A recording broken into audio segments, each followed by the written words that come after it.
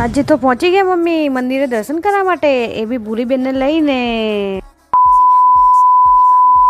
હે ગાઈસ, મારા ન્યૂ વ્લોગમાં તમારું સ્વાગત છે. અને તમે જોઈ શકો છો મારી શરૂઆત શેનાથી થાય છે કે ગોળીઓ ગળવી જ પડે છે, કેમ કે હું અત્યારે બીમાર પડી ગઈ છું.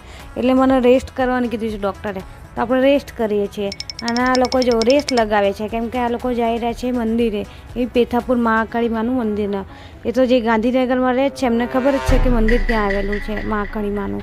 અને શું આ લોકો તો પહોંચી ગયા ભાઈ ગ્રીન સિટી જતા હતા, કેમ કે ગ્રીન સિટીમાં રહેતા હોય અને પેથાપુરમાં જઈએ તો બધું હરિયાળી જ જોવા મળવાનું છે. પછી તો શું આ લોકો બધું જોવા જતા હતા, તો મને કહે કે તું બી જોઈ લેજે. મેં કીધું સારું, હું બી જોતી જ જાઉં છું. એટલે જતો જોયું તો આ લોકો પહોંચી ગયા મંદિરના ગેટ આગળ. મેં કીધું સારું ચલો. બે સીટ દેખાય છે ઉપરથી, અને અહીંયા બાજુમાં બનેલો છે લેક, કેમ કે લેકમાં તો જોવું જ તો પડે ને. ત્યાં પેથાપુરમાં બી લેક બની ગયા છે, બોલો ભાઈ. પછી તો શું એ લોકો પહોંચી ગયા મંદિરે પહોંચતામાં મમ્મીને બતાવી દીધું. મમ્મી લઈને આવ્યા છે કે નહીં આવ્યા, કે રસ્તા પાડી દીધો હતો. પછી તો શું આપણે ભગવાનના દર્શન કરી લઈએ, કેમ કે આપણે તો ગયા નહોતા, તે દૂરથી દર્શન કર્યા. તમે બી કરી લેજો દર્શન એમના. પછી તો શું ઘરે આવ્યા, તો ઘરે જોયું તો મારા નાનું ટાબરી સૂતું, તો મારા ભાભીનું પ્રોડક્ટ છે નાનું ક્યુટ એ સૂઈ ગયો હતો. મમ્મીના કામે લગાડી દીધું, કારણ કે આપણે બીમાર છીએ, તેમનો બી વારો આવે છે ને કપડાં ધોવાનો.